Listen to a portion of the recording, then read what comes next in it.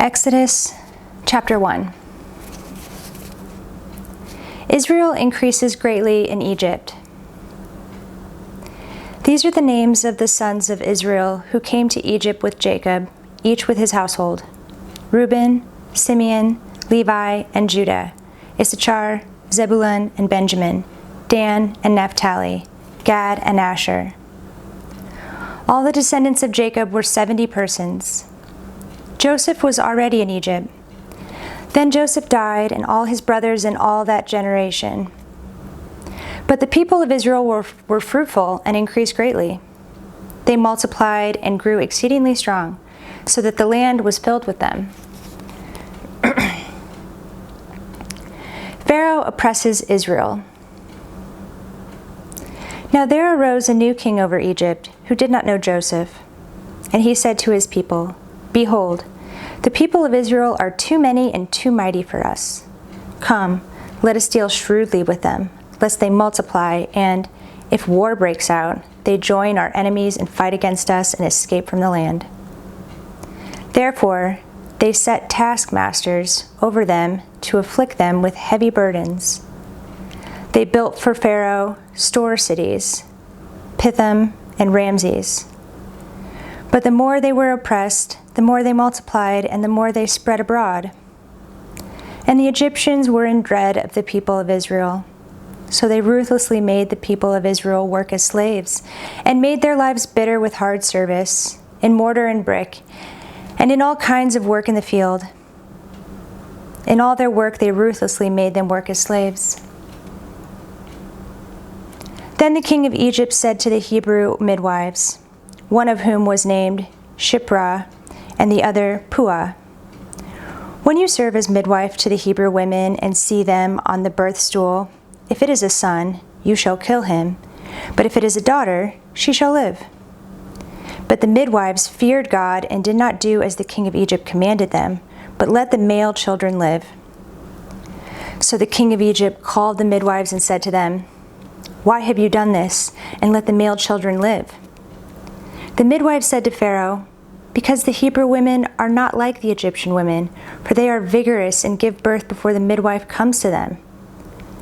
So God dealt well with the midwives, and the people multiplied and grew very strong. And because the midwives feared God, he gave them families. Then Pharaoh commanded all his people, "Every son that is born to the Hebrews you shall cast into the Nile, but you shall let every daughter live." Chapter 2. The birth of Moses. Now a man from the house of Levi went and took as his wife a Levite woman. The woman conceived and bore a son, and when she saw that he was a fine child, she hid him 3 months. When she could hide him no longer, she took for him a basket made of bulrushes and daubed it with bitumen and pitch.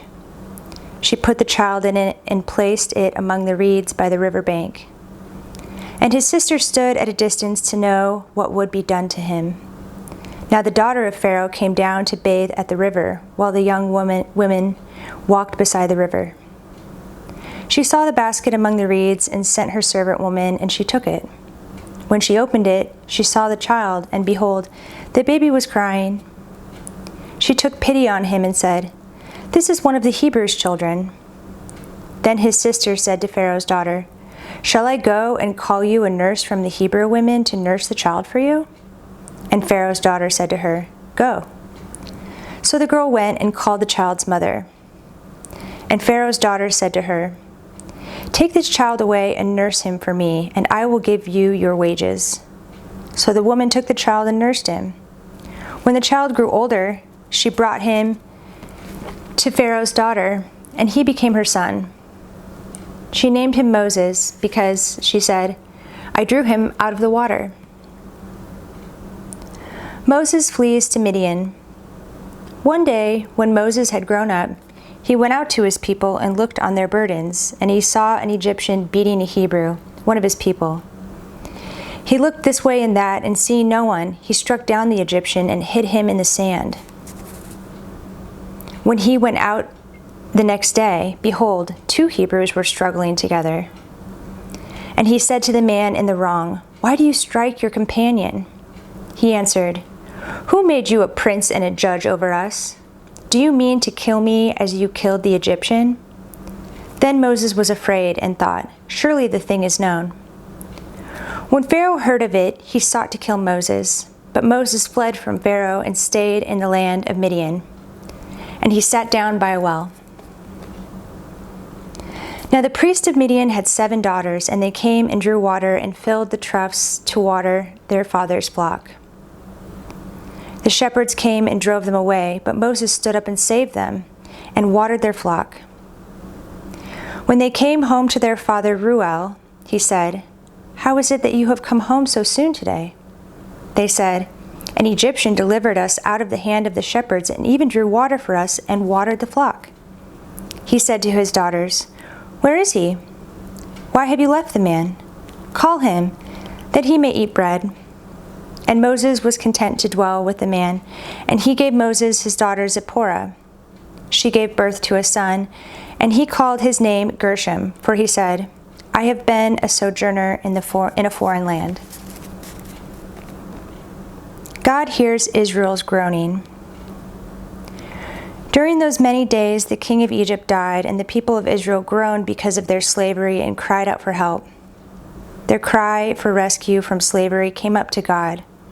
And God heard their groaning, and God remembered his covenant with Abraham, with Isaac, and with Jacob.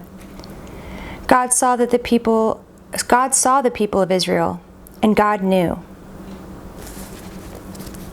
Chapter 3. The burning bush. Now Moses was keeping the flock of his father-in-law, Jethro, the priest of Midian, and he led his flock to the west side of the wilderness and came to Horeb, the mountain of God. And the angel of the Lord appeared to him in a flame of fire out of the midst of a bush. He looked, and behold, the bush was burning, yet it was not consumed. And Moses said, "I will turn aside to see this great sight, why the bush is not burned." When the Lord saw that he turned aside to see, God called to him out of the bush, "Moses, Moses!" And he said, "Here I am." Then he said, "Do not come near. Take your sandals off your feet, for the place on which you are standing is holy ground." And he said, "I am the God of your father, the God of Abraham, the God of Isaac, and the God of Jacob." And Moses hid his face, for he was afraid to look at God. Then the Lord said, "I have surely seen the affliction of my people who are in Egypt, and have heard their cry because of their taskmasters. I know their sufferings, and I have come down to deliver them out of the hand of the Egyptians, and to bring them up out of the land to a good and broad land, a land flowing with milk and honey, to the place of the Canaanites, the Hittites, the Amorites, the Perizzites, the Hivites, and the Jebusites. And now, behold, the cry of the people of Israel has come to me, and I have also seen the oppression with which the Egyptians oppress them. Come, I will send you to Pharaoh, that you may bring my people, the children of Israel, out of Egypt." But Moses said to God, "Who am I that I should go to Pharaoh and bring the children of Israel out of Egypt?" He said, "But I will be with you, and this shall be the sign for you, that I have sent you. When you have brought the people out of Egypt, you shall serve God on this mountain." Then Moses said to God, "If I come to the people of Israel and say to them, 'The God of your fathers has sent me to you,' and they ask me, 'What is his name?' what shall I say to them?" God said to Moses, "I am who I am."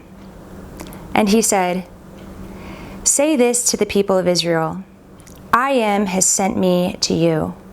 God also said to Moses, "Say this to the people of Israel, 'The Lord, the God of your fathers, the God of Abraham, the God of Isaac, and the God of Jacob, has sent me to you. This is my name forever, and thus I am to be remembered throughout all generations. Go and gather the elders of Israel together and say to them, 'The Lord, the God of your fathers, the God of Abraham, of Isaac, and of Jacob, has appeared to me, saying, I have observed you and what has been done to you in Egypt, and I promise that I will bring you up out of the affliction of Egypt to the land of the Canaanites, the Hivites, the Amorites, the Perizzites, the Hivites, and the Jebusites, a land flowing with milk and honey. And they will listen to your voice, and you and the elders of Israel shall go to the king of Egypt and say to him, the Lord, the God of the Hebrews, has met with us. And now, please let us go a 3 days' journey into the wilderness, that we may sacrifice to the Lord our God. But I know that the king of Egypt will not let you go unless compelled by a mighty hand. So I will stretch out my hand and strike Egypt with all the wonders that I will do to it. After that, he will let you go. And I will give this people favor in the sight of the Egyptians. And when you go, you shall not go empty, but each woman shall ask of her neighbor and any woman who lives in her house for silver and gold jewelry and for clothing. You shall put them on your sons and on your daughters. So you shall plunder the Egyptians.